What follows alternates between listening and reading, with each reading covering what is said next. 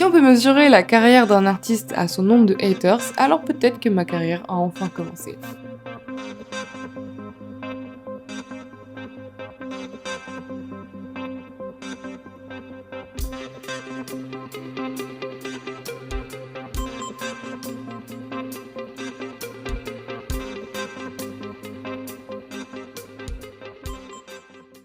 Bonjour à tous, je suis ravie aujourd'hui de vous retrouver pour vous parler d'un sujet qui m'est cher, le queerbaiting. Et pour ceux qui débarquent sur cette chaîne, je suis Ariane Murgelin, je suis illustratrice et BDiste. J'ai écrit 2 BD sur les dysfonctionnements au sein de l'hétérosexualité et j'ai quand même un travail de manière générale assez engagé vis-à-vis de la cause féministe. Mais pas que, parce que je pense que c'est important d'être dans l'intersectionnalité des causes. On ne peut pas parler de féminisme sans s'occuper du racisme ou de l'écologie.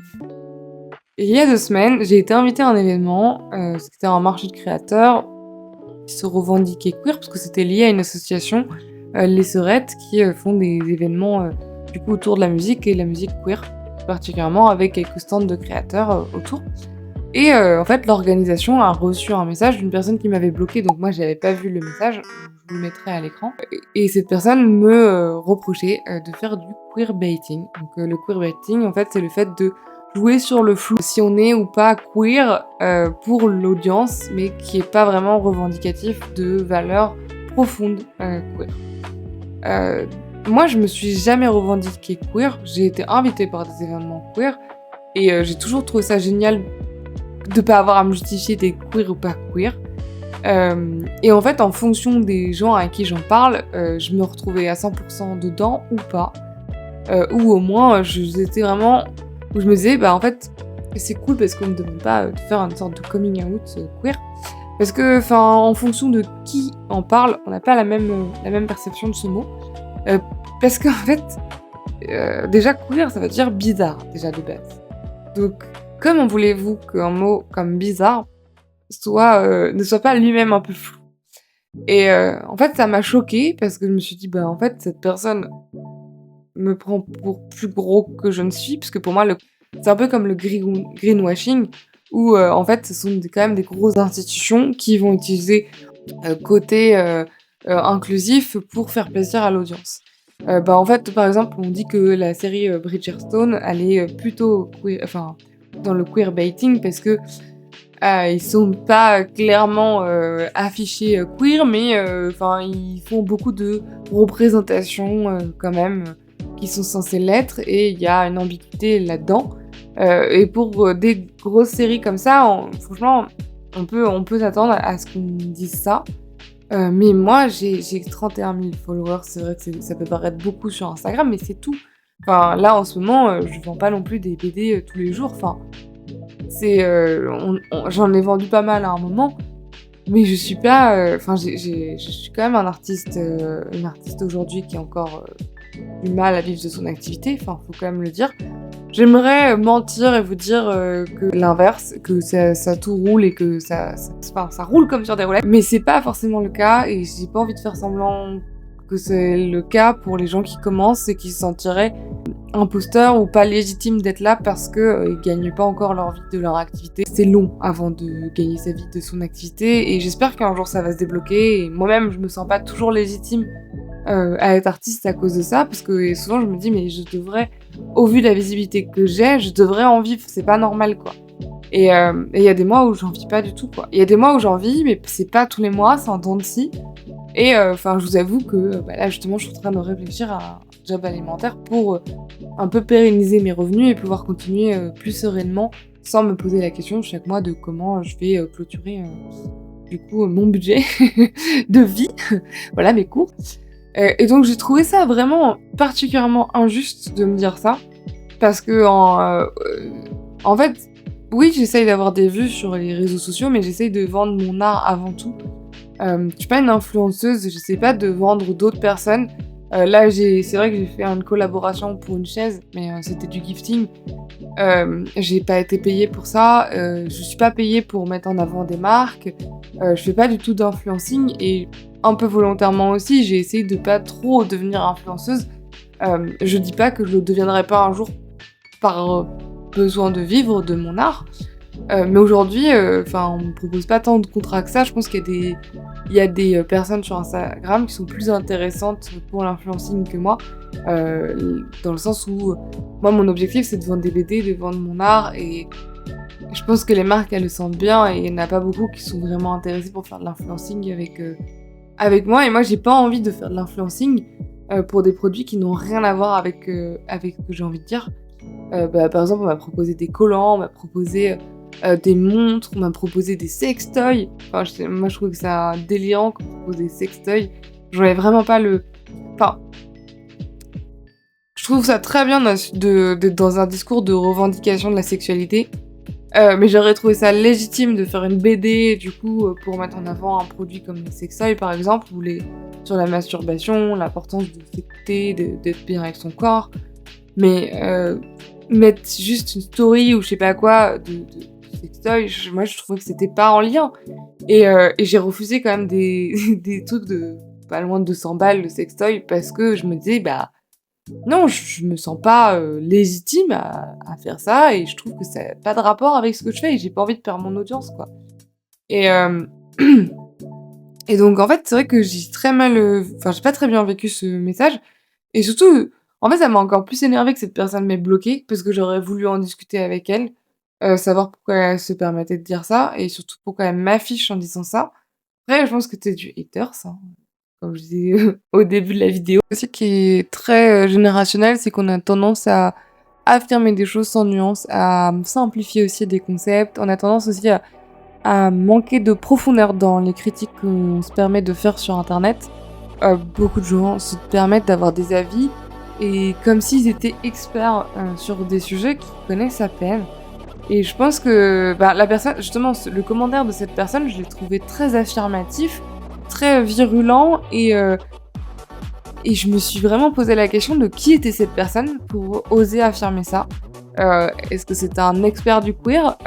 Et en fait, finalement, moi, ça m'a, plus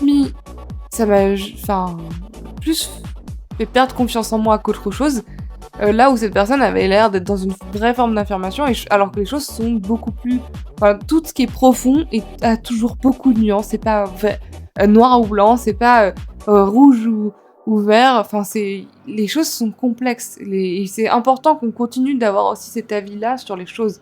C'est les mouvements d'extrême droite et c'est les mouvements aujourd'hui fascistes qui vont vers des formes de simplification qui sont rétrogrades et qui permettent de faire passer des idées de merde. Et je pense que plus on est en fait finalement bienveillant et plus on essaye d'affirmer des valeurs, plus c'est important d'être nuancé dans les choses qu'on affirme. Maintenant, j'ai envie de vous donner un peu les définitions que j'ai trouvées sur le fait d'être queer. Donc, déjà, j'ai demandé à l'association, l'événement, si ça les dérangeait que je sois pas forcément queer, en leur disant que j'étais pas sûre d'être queer, que je savais pas quelle était leur définition, mais que c'est possible que je le sois pas. Et si ça les dérangeait de m'inviter malgré tout. Et l'event a rigolé et m'a dit, mais on fait bien sûr que t'es queer, et donc moi je suis allée regarder sur internet ce que c'était que d'être queer. Donc je vais vous lire trois définitions. Donc personne dont l'orientation ou l'identité sexuelle ne correspond pas au modèle dominant. Ça c'est une première définition que j'ai trouvée. Il y avait une autre, c'était queer en anglais signifiait bizarre, inadapté et s'adresse particulièrement aux personnes gays, lesbiennes, bi ou trans. C'est le mot que l'on lançait à ceux qui n'étaient pas assez masculins, aux femmes aux allures garçonnes, aux êtres dont le genre brouille les pistes. Et le troisième, c'est ne pas adhérer à la binarité des genres et à des sexualités féminins vs masculins, hétérosexuels vs homosexualité, se définir en dehors des catégories traditionnelles de genre et d'orientation sexuelle ou refuser d'être étiqueté en fonction de son orientation sexuelle ou identité de genre. Alors là, vous voyez, on en a eu trois différentes. La première, je me reconnais totalement. Donc quand je disais ne pas forcément se reconnaître dans les modèles dominants, je me reconnais moins dans la deuxième parce que j'ai jamais fait de coming out, en tout cas lesbien ou bi. Et je suis pas trans. Clairement, je me sens femme et j'ai beau avoir vécu d'énormes traumas, d'agressions et de choses, assez difficiles, je trouve que je suis encore plus fière, j'ai même envie de dire, d'être femme parce que je trouve que, heu, être femme pour moi ça représente, tout ce combat-là aussi, cette différence qu'on essaye de nous faire marquer, je pense que j'aimerais pas, être, du genre masculin parce que je pense que ça m'aiderait pas à avoir autant d'empathie pour, la discrimination que celle que je peux avoir par le fait de posséder ce genre. Après, j'aime bien, des fois, m'habiller, à la garçonne, enfin, il y a des jours où j'aime bien m'habiller féminin. J'aime bien de manière générale, j'aime bien les modèles féminins, mais je suis quand même, très admirative aussi des modèles, de femmes qui arrivent à jouer sur l'androgynité. Enfin, j'étais une grande fan, par exemple, de Patti Smith qui a toujours, été une femme assez androgyne, qui a beaucoup joué de son androgynité. J'ai tout été enfin, très fan aussi de notre cher David Bowie, qui, pareil, a beaucoup joué sur son androgynité et dans les modèles masculins, j'ai beaucoup d'exemples, où j'ai été très admirative de mecs qui, justement, étaient pas dans une affirmation, d'une masculinité un peu, écrasante. Enfin, moi, je préfère des mecs qui bref, je pense qu'on pourrait citer plein d'exemples de gens, très cool qui jouent dans cette non-binarité. Ils m'ont quand même toujours touchée et en ça, j'aime beaucoup du coup cette première définition. Sur la deuxième, voilà, j'ai pas fait de coming out et en fait, c'est là où ça va être intéressant peut-être d'en discuter et là peut-être que ça va ressembler à une sorte de coming out de dire ça. Pour moi, ça a toujours été très difficile de me représenter, enfin de me figurer comme une personne bisexuelle parce que, j'ai eu, des sortes de, j'ai envie de dire des fantasmes, vers le des femmes du coup, et des personnes, qui étaient trans. Hem, mais j'ai jamais passé au cap, de relationner avec ces personnes. Je suis jamais passée au cap d'avoir des relations sexuelles avec ces personnes-là. C'est quand même plutôt resté, dans quelque chose voilà, plus de platonique ou dans mon imagination et pour moi, c'était difficile de me dire bi étant donné que, j'ai pas vécu de discrimination, liée à mon orientation sexuelle et j'avais l'impression, personnellement, de faire de l'appropriation, hem, d'orientation sexuelle en me revendiquant bi. Mais pourtant, comme je vous dis, j'ai quand même eu, pas mal de fois, des petites histoires qui, étaient sur cette frontière, très passagères, mais qui m'ont quand même fait poser beaucoup de questions. Et en même temps, j'ai jamais été capable et je me suis toujours trouvée très lâche là-dessus, d'aller jusqu'au bout de relationner avec des personnes et du coup, enfin, beaucoup de gens m'ont dit que c'était une forme de biphobie de ma part, donc de ma propre orientation sexuelle et c'est possible qu'il y ait un peu de ça et ça, je m'en excuse totalement parce que ça aurait peut-être aidé d'autres personnes en tant que personne qui, écrit beaucoup sur, de manière publique et sur les réseaux sociaux notamment, d'en parler parce que peut-être que ça aurait, débloqué des choses chez d'autres personnes. Peut-être que ça justement, ça aurait fait écho chez beaucoup d'autres femmes, ou peut-être même d'hommes qui sont dans ma situation, de se dire: «Ah ouais, OK, bah, c'est pas parce qu'on n'a pas eu de relation, finalement bi, qu'on n'est pas bi». Parce que finalement, qu'est-ce que ça veut dire? Enfin, c'est pas rentrer dans une case et là, en fait, en vous disant ça, bah, en fait, c'est là où je me suis rendu compte que si j'étais clairement queer et en fait, quand je suis allée à l'event lui-même, en fait, quand j'ai demandé aux personnes comment elles se représentaient la condition queer, les personnes m'ont dit: «Pour nous, c'est, le fait d'être, dans l'intersectionnalité des causes». Dans l'idée que, on peut pas être féministe et de combattre, toutes les formes de marginalité et là, du coup, je me suis dit: «Ah bah si, je suis queer, évidemment».